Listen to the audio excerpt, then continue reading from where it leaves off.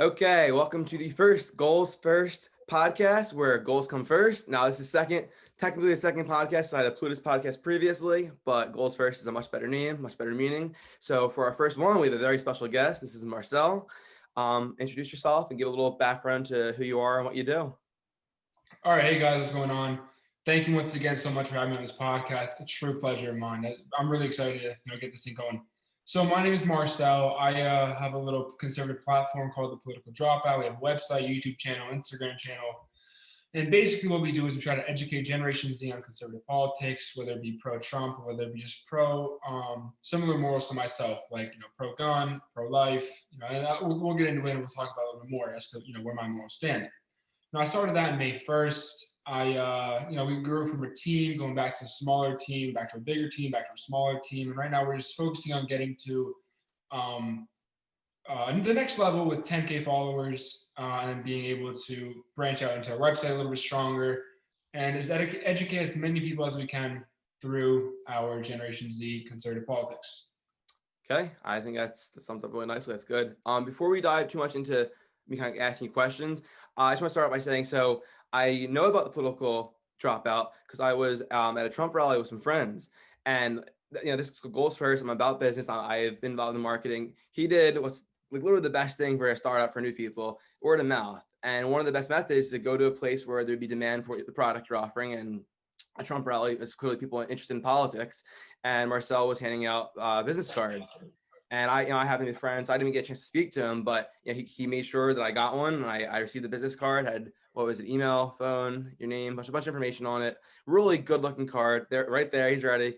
That was such a great idea. What made you think to do that would be a good idea, which clearly it was? Capitalism. Literally, it's in the name, right? You go to Staples, you get a box of 1,000 for about 25 bucks.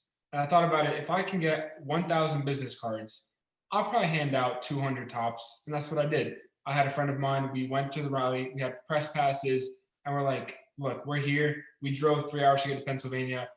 I'm going to put all my morals aside. I'm going to put my dignity aside. I'm just going to go. I'm going to be that guy who hands out business cards at a Trump rally. And I mean, that's why I got the pleasure of being in touch with you. And, I guess everything happens for a reason. I'm really happy that I did hand out those business cards. I'm happy that we met. Facts, me too, man.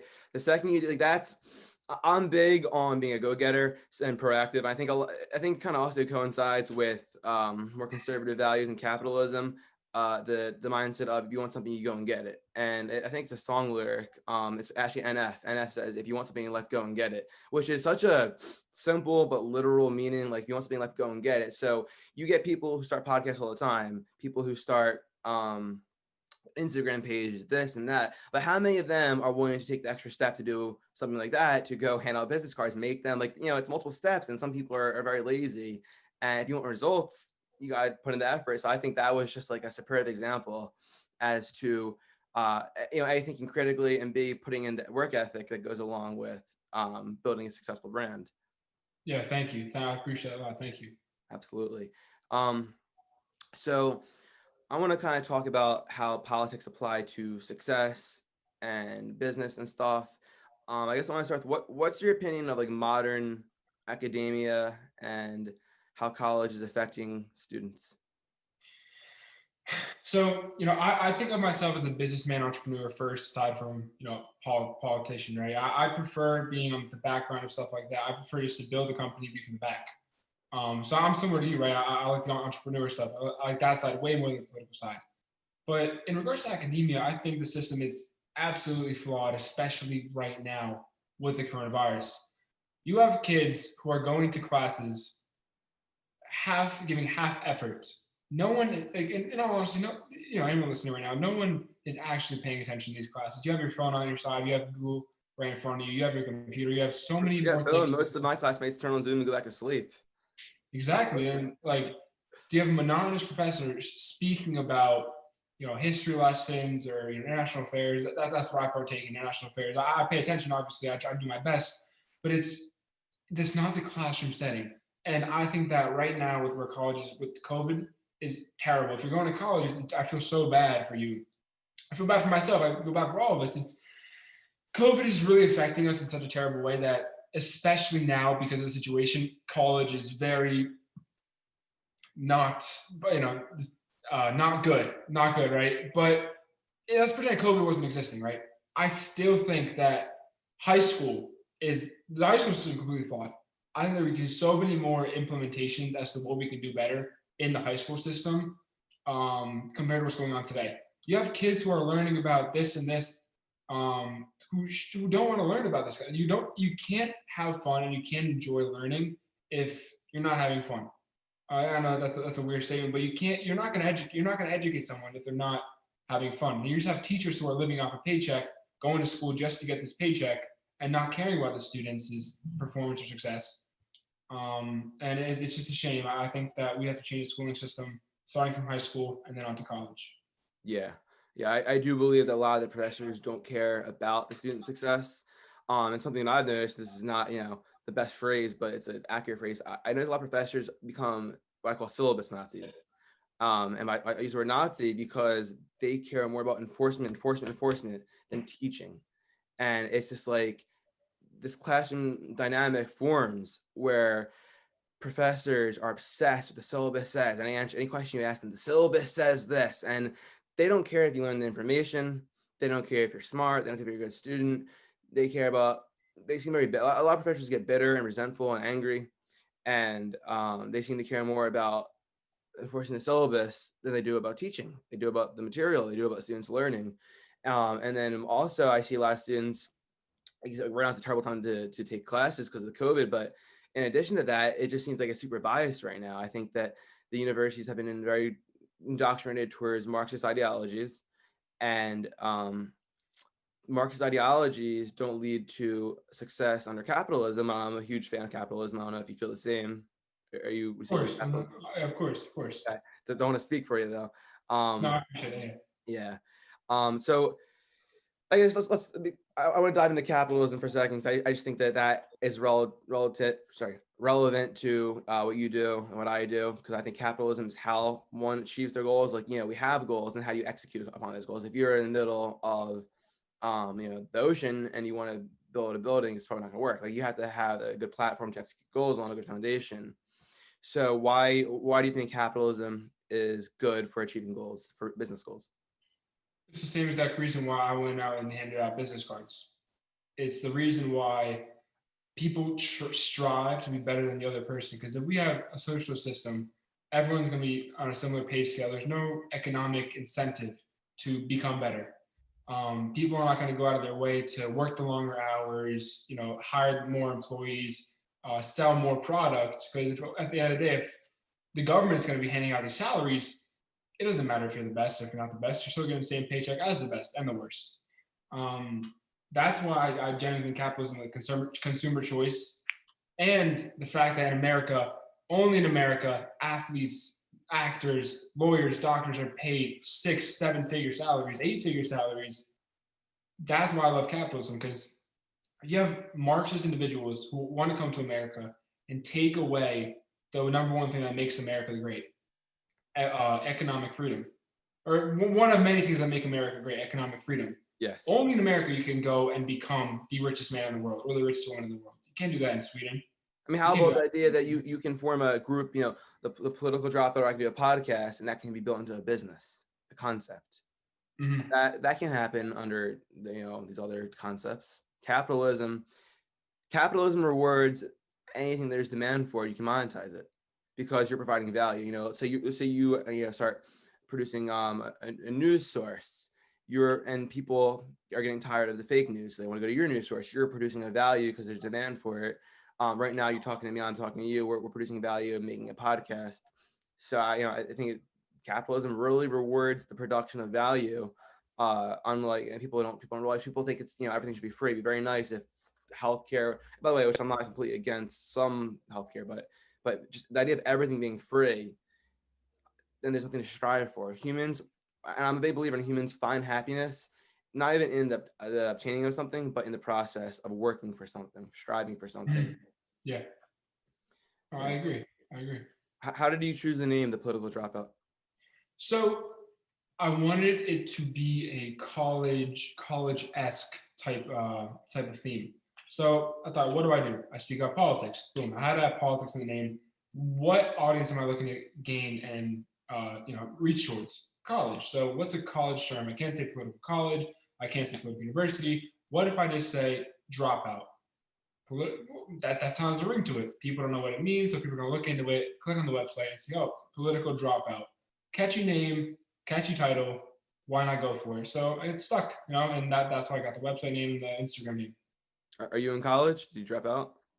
I did not drop out. No, I actually go to Elliott School of International Affairs here at George Washington University.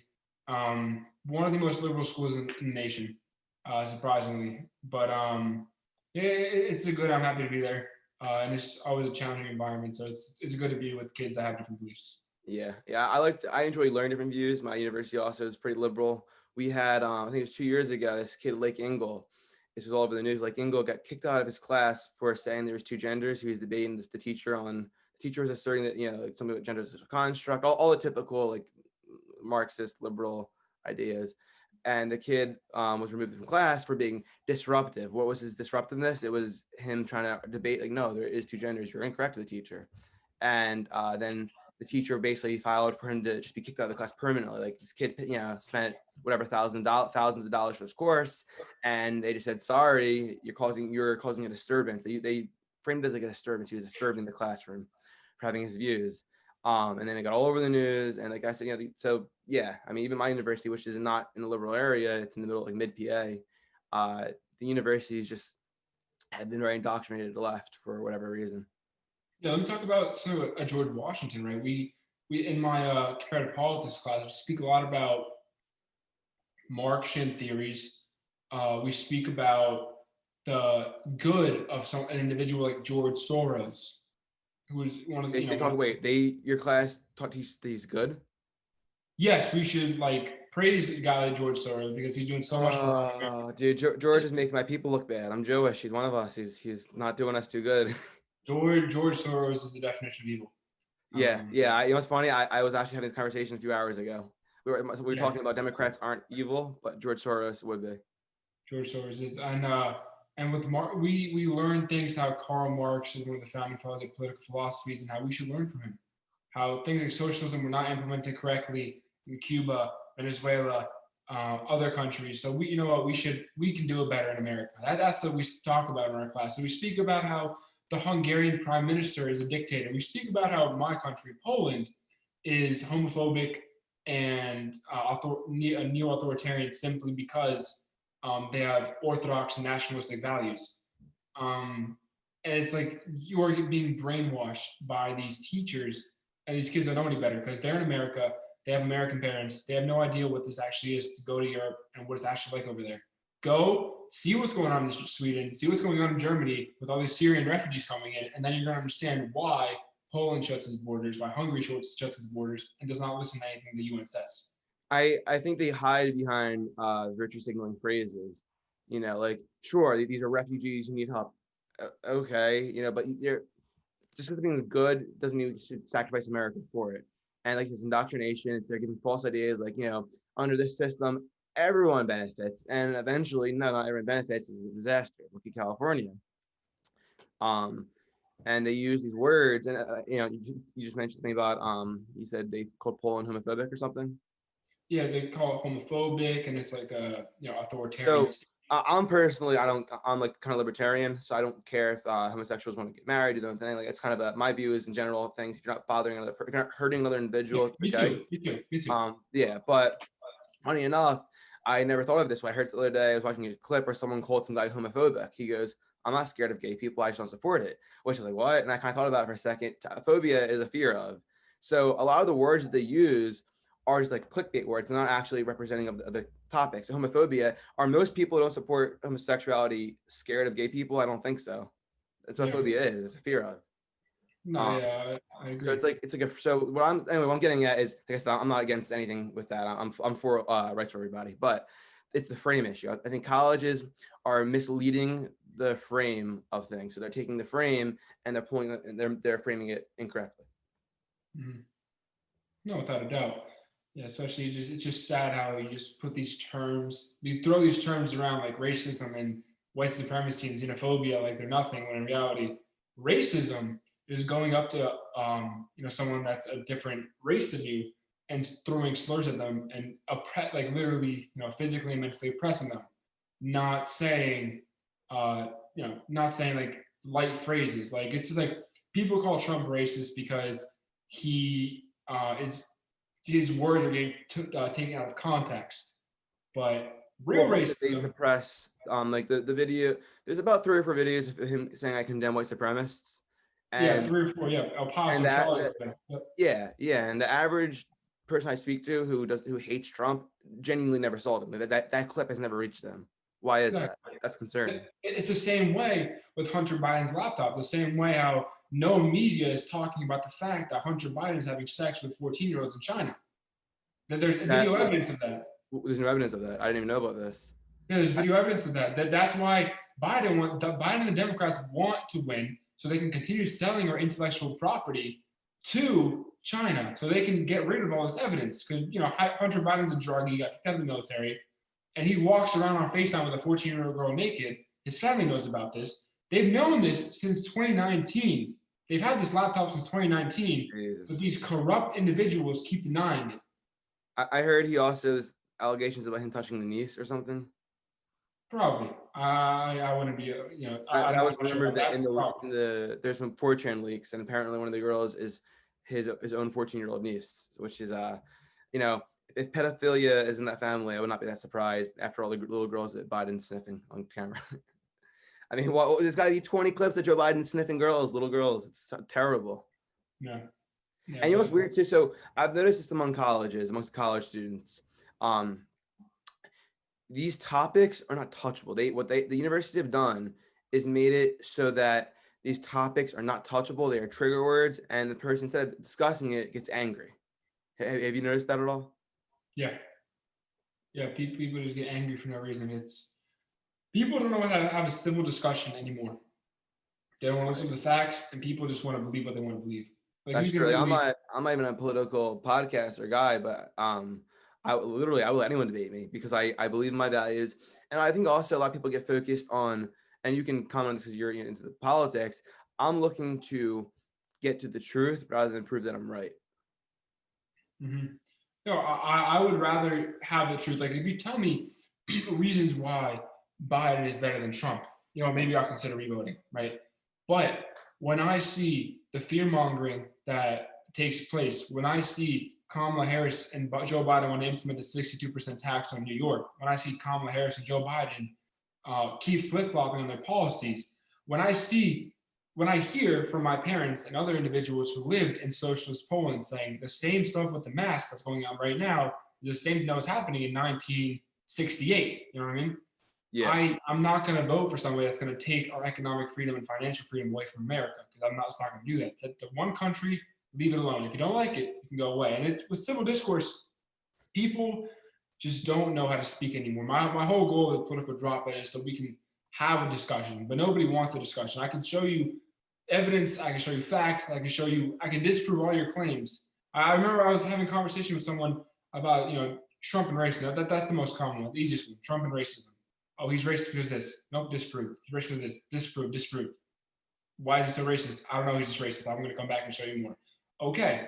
You can show Biden supporters about corruption with Hunter Biden, how corrupt the entire system is, how he gets $10 million and Joe Biden gets $20 million, how Joe Biden lives in a house with net worth of an insane mega million dollar house on a salary of $274,000 a year. People just don't want to believe it. They still think Trump's the evil one.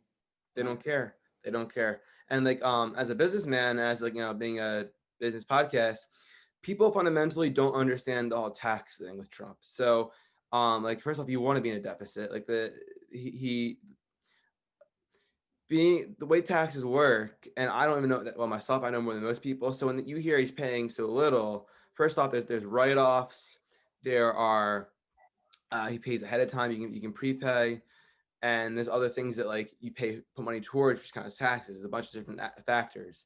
So when you hear that Trump paid a low amount, it doesn't inherently mean he's scheming the system or stealing or a criminal. That's not what that means. And I think that there's no one. Like, I don't even know how to explain it myself. You might be able to explain it better, but there's no one out there teaching this stuff. It just Trump's a criminal. He didn't pay his taxes. He won't release his forms. Do you know anything about this stuff? No, so the tax of teaching an individual how to like not prove them wrong, but uh, so you're talking about like the tactics of how do you help disprove a claim? No, I'm asking. Are you familiar? 'Cause I'm personally not with why Trump paid very little in taxes. Yeah, so number one, 750 could have been a filing fee for all that's worth. The $750 is like a small fee that just the New York Times actually fabricated. The 750 could have been anything, to be honest with you. Trump said at the debate, other news sources disproved the 750 claim. In all honesty, if Trump, you got to listen to what it's coming when it comes to the horse's mouth. You're going to listen to it. Mhm. If Trump said he's paid tens of millions of dollars in taxes, as I said, prepaid it, I'm gonna, it's him. He's the one that paid the taxes, so he's not gonna lie about it. If he's lying about it, IRS would be coming after him, wouldn't they be? Yeah. I mean, but when Biden lies, no one cares. Nobody has been asking about his tax returns in 2014, but he wants to become president in 2015. He disproves everybody. He becomes president. Everyone's jealous with him. You have a man who had all the money, all the girls, all the cars, had everything he wanted. Now he has the job he wanted to save our country. He doesn't have to do this. All he does is lose health, lose the net worth, and lose any notoriety he used to have just because he became president. He's doing this because he has a love for our country. And people just don't seem to do that. This man wakes up every morning with the whole world hating him. He had 3 illegal investigations go after him. He had an impeachment hearing, the entire media, and nobody can find something wrong with this man. Maybe there's something wrong with him. Right, dude. That's what I keep thinking. They keep trying, and there's so much, and he keeps coming up clean. And dude, like he's the nicest.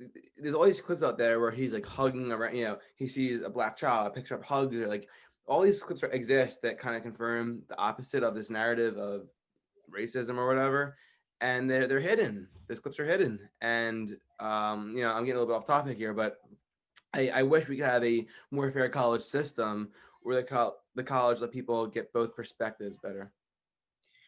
Yeah, Jared, since you're like a businessman, since you're like an entrepreneur, I'm wondering if you have like any advice to what I can do, for the political dropout. Like, where do you mind like, talking about Yeah, where I can absolutely. continue to grow? Like, what advice you would give? Yeah. I mean, you're doing all the right things from what I can tell. Like, and this goes to anyone that's listening that also wants to do anything, whether it's a podcast, organization. What would you consider your organization? Are you news? Are you source? What are you guys? I'll consider it news education. So, first off, there's like a few key things here to make a successful platform. Consistency, which just means like every day you should have some type of content every day. Consistency. You want to be available on all the main platforms, which you are. Like I found you on TikTok. What's your TikTok? Drop your name. The Political Dropout TikTok. The Political Dropout Instagram. Yep. Same on Instagram. Yep. Cool. Are you on Facebook? Facebook. I have a page, but I don't use it often. Okay, I don't use Facebook much either. Instagram. I mean, that's really the main ones, man.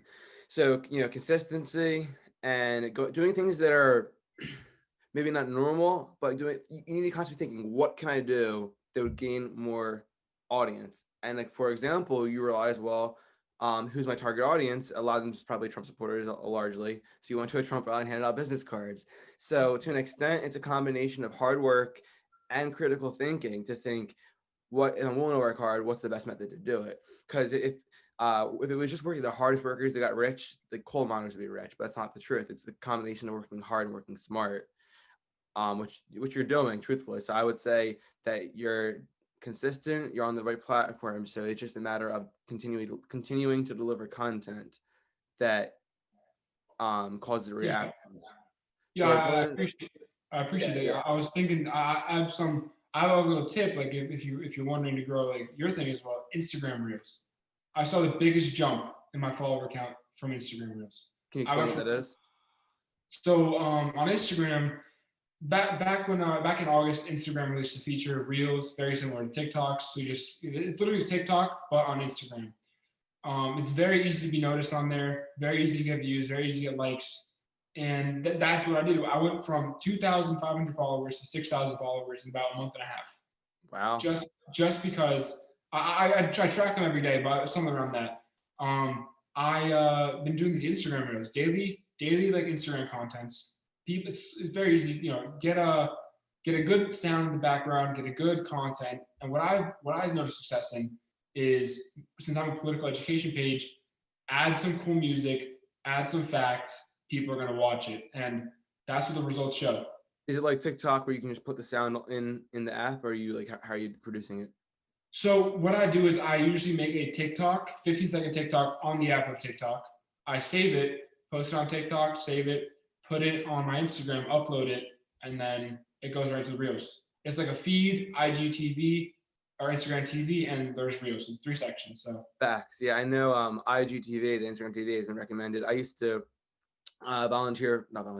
I used to intern for a digital marketing firm, and they were big on like, if you want to start building a following, drop the Instagram TV clips, because then people interact with it. People are likely to like, anyone who has an Instagram knows that people will send you funny clips or interesting clips or things that are relevant to what you talk about. So you want to have those clips out there so people are sending you those clips, which is, it's awesome. So I mean, it sounds like you're doing everything right, dude. Your content seems good. I watch your TikToks. And you're unfortunately gonna be limited to more right-wing people, because the left-wing people just don't want to hear it, which is fine. It's kind of how it is. actually, I've noticed a lot of success with that. I'm a little bit of a controversial individual. I like to poke the bear, as you say. Like I release videos on why blacks should vote for Trump, why gays should vote for Trump. I did a TikTok on why gays should vote for Trump. It got about 5,000 likes, 90,000 views, a lot of comments, a lot of Were they a lot of negative, comments positive? saying gays for Biden, all this kind of thing. That Trump's the biggest homophobe. But what that does, liberals and left wing individuals cannot hurt me. Why? Because they comment, they share, they give me engagement. The more you share, the more you save, the more you comment, the more people see it. So big shout out, thank you to all of my liberal people that comment on my videos. It means a lot for me. Thank you. Keep doing it. You know what? I'm gonna go with you there. Shout out to the haters. Haters, you're only helping us, really. Thank you. Yeah. Yeah, I mean, I do think that the saying is true. All publicity is good publicity, right? Because people are talking about you, and especially if your heart's in a good place. That's a good thing too for what you're doing, what I'm doing. For anyone else to succeed, your heart needs to be right in the right place. So, like, I assume you believe in what you're talking about. You believe in the message you're dropping. So if your heart, you need to be genuine. So don't believe this business characters like Wolf of Wall Street or American Psycho, Patrick Bateman, these like fake, evil, corrupt people. That's not really who succeeds. People can see right through that. You need to be genuine. You need to be real. If you're not genuine and you're not like real, like you're like, my motive to do this, I love this. I love talking about politics. I love talking about business. I love talking about what leads to success. And it's, you gotta be genuine. You can't be fake. Yeah. Yeah, no, without a doubt. Without a doubt. Absolutely. What to you are some key factors to success? I think I can relate with you on consistency. When I was posting twice a day, that's when you see the biggest follower influx. So consistency is number one. The first month you may not see it big. Second month you may not. But I've been doing this for about 8 months now, 6, 7, 8 months. Yeah. And slowly starting to grow a little bit more. Consistency number one. Number two is having a good group around you. I have some good friends. Not a lot of friends, but I have one individual, Sean. Big shout out to him. He's an individual that we hang out, we grind. He gives me tips on what I can do. I give him tips on what he can do, and we just push each other. Every single time he gives me some advice, I implement it. It's like magic. I don't know. This guy must be some kind of like psychic. I also recommend, and that's kind of goes into what you're saying, an accountability buddy. So an accountability buddy, I don't know if it was Joe Rogan or it was one, no, not Joe Rogan. It was some podcast I heard where it was the MFCEO. Have you heard of him? I've heard the name. So MFCEO, and he was talking about an accountability buddy, which is somebody who you both, your friends, your buddies, and you give each other each week, like, this is my goals for this week. And then you check in with each other at the end of the week, and it's an accountability buddy. So they hold you accountable. How much of your goal did you fulfill? And then and the goal isn't, no, most people end up not fulfilling all their goals. That's just how it is. Because we all, say we want to do 1,000 things. It's hard to do it. But if someone, what you said is essentially that concept. That's great. Have an accountability buddy who you both set goals, you tell each other, and then check in with each other and see how it's going. Yeah, Joe, let me be honest with you. I think that another key fact that I'm sure you've heard of or you can implement is I saw this Instagram post, and it's like, I don't know, it put Mark Zuckerberg's face, but that gave me like the insight of it. What if you set three goals for one day? Because I have so many things to do, right? I have a lot of things to do, but I don't. If I put on my whiteboard 10, 15 things on my list, I'm not going to get them done. I feel overwhelmed, and that's just me. That's my personality. That's my work ethic. If I put 3, 4 goals on that whiteboard, I'm going to get them done, and I'm going to get them done within the hour. I see them, I bang them out. Okay, it's 12 o'clock. Bang out another 4. Then that's how I get rolling. You know what I mean? Just put down 3, 4 goals to begin with that you want to complete for the day. I think that really is going to help you. Yes, that dude. I'm new to that. I'm gonna show you like a whiteboard. Anyone watching, get a whiteboard. It's so helpful. I have this one for like a calendar. It's a little messy right now. I usually keep like my I'll put the 3 or 4 main goals of the day, of the week, whatever on here, and that makes all the difference. I think that to be accountable and to be successful, you need to keep track of your goals. And a lot of people say I'm gonna start a podcast, I'm gonna start a newsletter, I'm gonna start a business. It's like, when? I don't know. And so keeping track of it on paper, or theoretically just writing it down, so whiteboard paper, whatever, it makes a huge difference. That's cool. I'm not surprised that you do that, because that is like a very common factor among people that succeed. Thank you. I appreciate that. Thank you. Sure. I guess I want to now dive in a little bit too. I've noticed an issue with colleges producing worthless majors. Like most, honestly, the majority of the majors now are financially not worth it. I think that worthless is one word, but oversaturated is another good word. Oversaturated. Only You're right. They're because, not worthless because information is not worthless, but they're on a monetary basis. They're not worth the price you're paying. yeah, exactly. Right? You have oversaturated market. Your ROI, return on investment, is not there.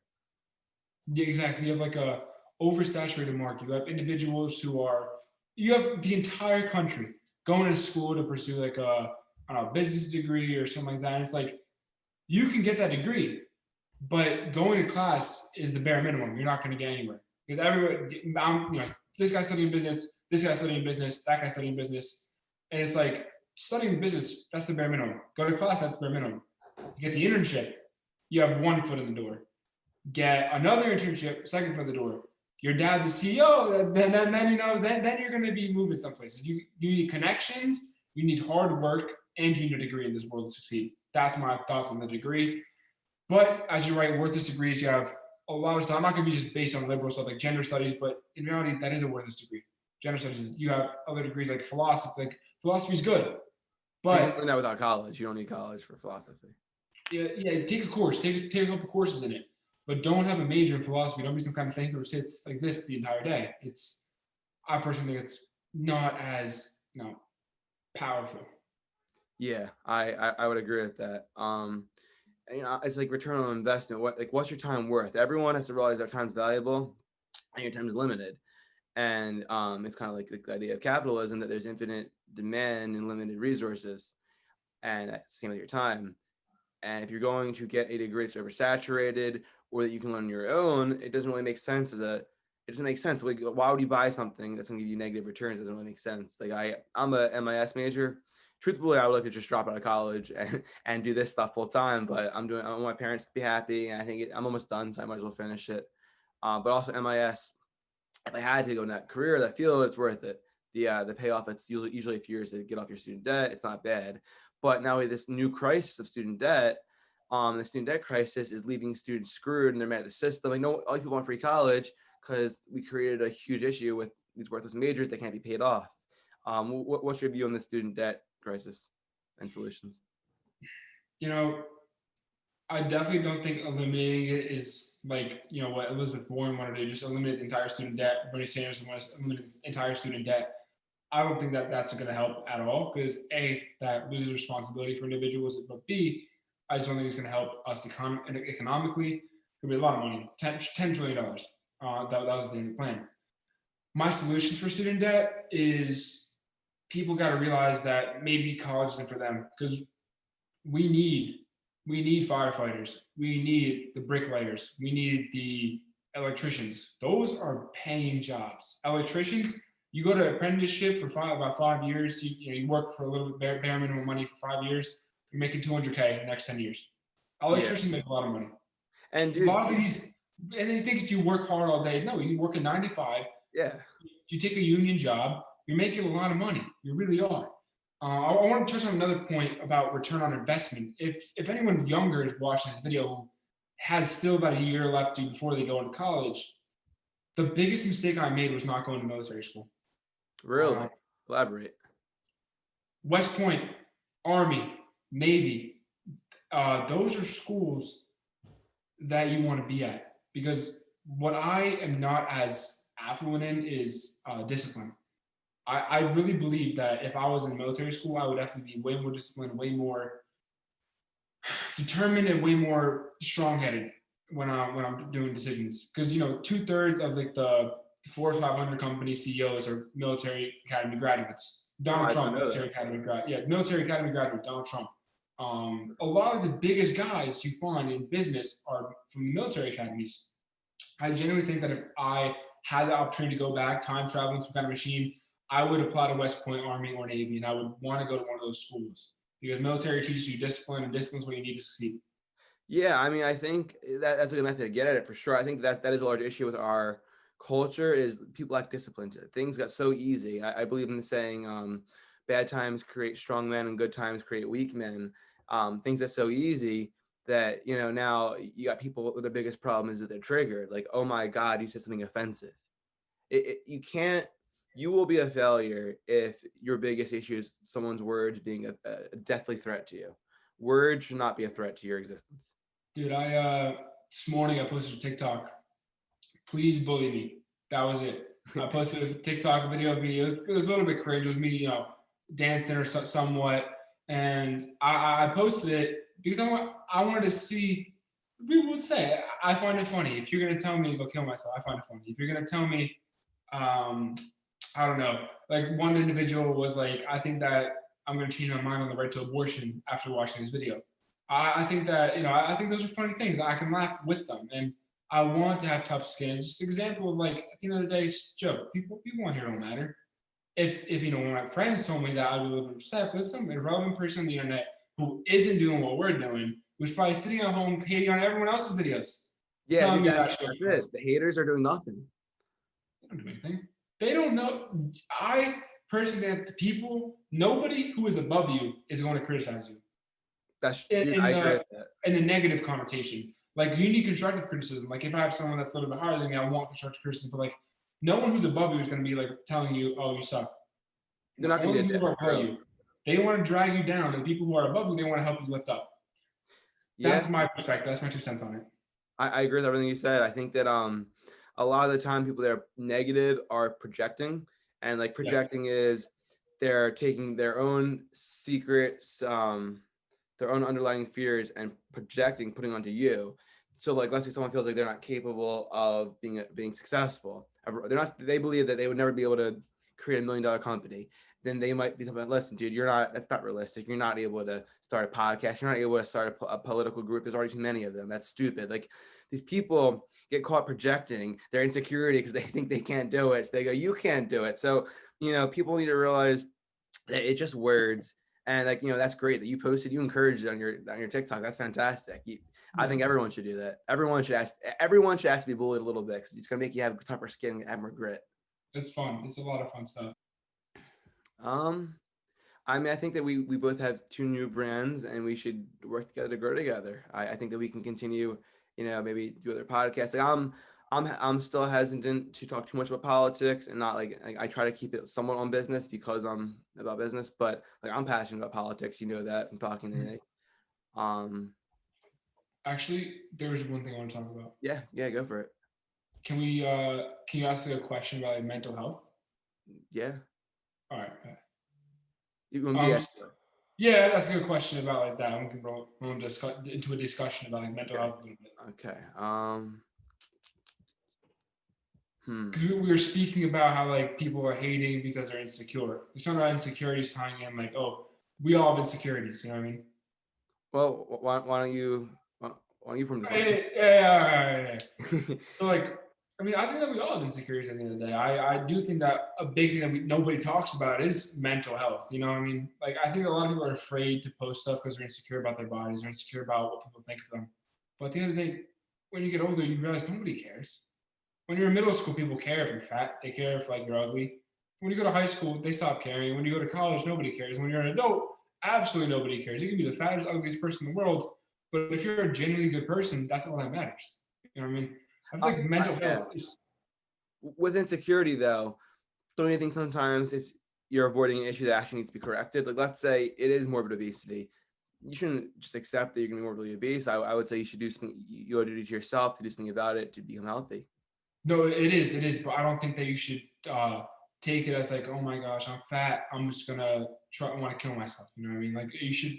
I am fat. I understand where people are coming from. Maybe they're saying the wrong connotation, but I should, maybe go to maybe work out a little bit, just a little bit. And what are your like opinions on like setting goals? What are your thoughts on setting goals? How do you set goals Yeah. correctly? I think to make change is very hard. So everything we do comes down to habits, and we form habits. And I believe it's like 21 days to form a new habit or something like that. And then 90 days to keep it. 90 days to keep it. Yeah. Yeah. So when you want to make change, it's not always so simple. Like, you want to change something. You and me have both recently started these called organizations. And it's probably taking time out of your day that you weren't putting towards it before. Before this, you weren't putting time towards a news source because you weren't doing this. Mhm. um so you have to be willing to make a sacrifice of a current structure to replace it with a new structure. But the new structure is a routine that's going to get you into something to your goal. Whether your goal is weight loss, maybe your goal is to make more money, so you're going to have a new work schedule where you work more. Maybe you have a work schedule where you're learning something. You're learning coding 2 hours a night, and that's really what I'm getting at, is that it's about sacrifice, because you have to change the sacrifice. I don't know, I'm saying it poorly, and you have to change your habit.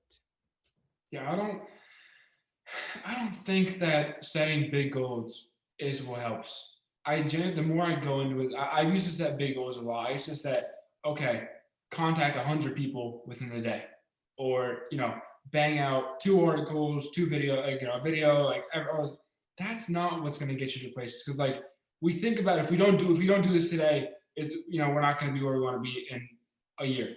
Yeah. That's not true. You do a little bit today, a little bit tomorrow, a little bit more tomorrow, and then slowly get into more and more as you go. Because it's like a rubber band. The first day you do 10 things, but that rubber band is gonna be very like tight, very tight. But if you slowly do one thing a day, you loosen up more you go, the easier it's gonna get to continue and do these small tasks and small goals. Like that, as I told you earlier, I'm trying to do small goals, and as small goals go, then I'm gonna go to the big goals. And as I'm seeing, it's been working out for me. So I'm sure it can work out for other people as well. Yeah, I'm gonna say I agree with you 100%. I think it's much better because also I noticed that too. A lot of people fail because they set a huge goal and then they don't reach it and they go, "This isn't working." I started a podcast. Why don't I have 10,000 subs? Well, maybe it's because you set your goal way too freaking high. So setting smaller goals is beneficial because they're easier to achieve each day, and then you feel the Yep. reward of achieving your goal. Would you rather meet your goal than not meet your goal? Yeah. you know. And Yeah. that also reminds me, have you heard of the saying of death by 1,000 paper cuts? I have. You have. So yes, essentially the idea, I'll explain for the viewers, is that it's all so people think it's like, one big thing that's ruining. It's, I go to a party on Saturday, so I'm not succeeding. it's all the little things that add up.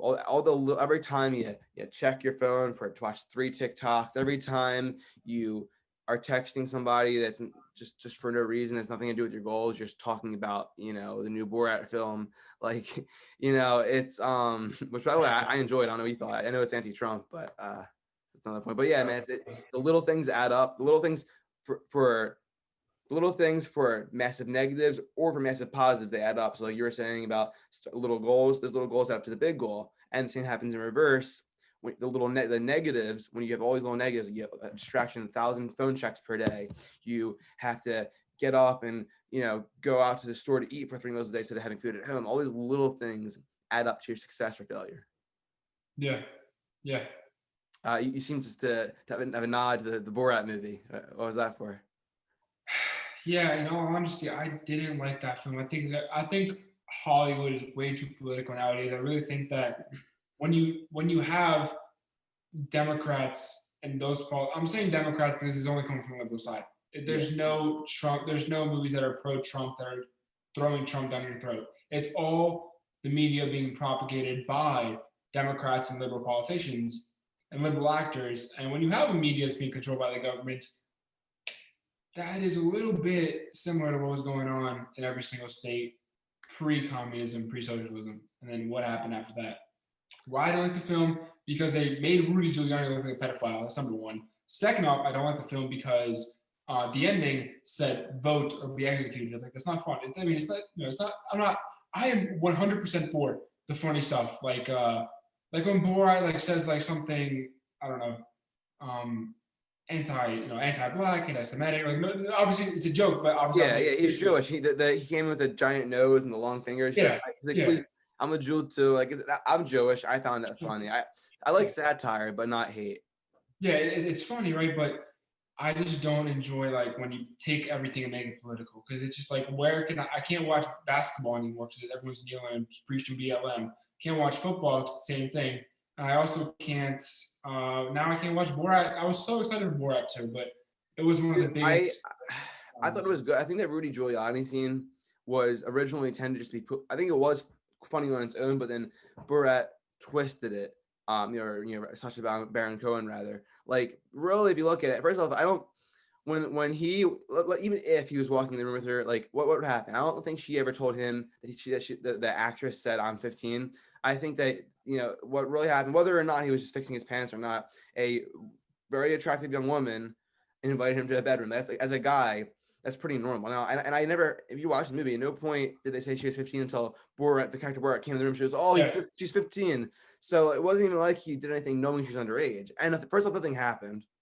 Yeah. There's actually literally nothing happened. It was just a scene where he was touching his pants. Number two, what happened was a woman who never said her age, who was very attractive, came onto him. She brought him in the room. If you watch the scene, she literally is touching him all over. So if anything, she's sexually assaulting him. Yeah. So Sacha Baron Cohen then just moved the frame and framed it, just lied essentially about the frame of the issue. Yeah. No, concisely, really. Yeah. Well said. Absolutely. So what are your goals with the political dropout? Where do you see yourselves in the next year or so? The next year, I genuinely see it being bigger because right now it's more of an exponential growth because I feel like the hardest barrier to break through is the 1,000 or 2,000 followers or the audience, views or whatever, subscribers, whatever you want to call it. 1,000, 2,000, the hardest because when you hit 2,000, the 5,000 is easy. 5 to 10,000 is also going to come as long as you keep posting daily content. But breaking through 1 to 2,000 is definitely difficult. Right now we're at 6,500 followers. I'm trying to push to 10,000 by the end of November. So with that, then I can unlock the swipe up feature on the Instagram stories because that's going to help get views to my website. Then I'm going to start pushing out articles more often. That's also a big thing because our biggest thing is the university where we have 2-minute arguments that we debunk abortion, systemic racism, Medicare for all these liberal theories. We debunk all their claims. Those are the priority is the website, the YouTube channel. But it's annoying for people to click the link in the bio. They have to click on a link. They have to go to this. Get a swipe up feature, get a 10K followers swipe up feature. So much easier. And that's your number one goal right now. Second goal, I would assume, is just to one day meet the Don. you know. And I would love this. I'm also on the path to 10K right now for TikTok.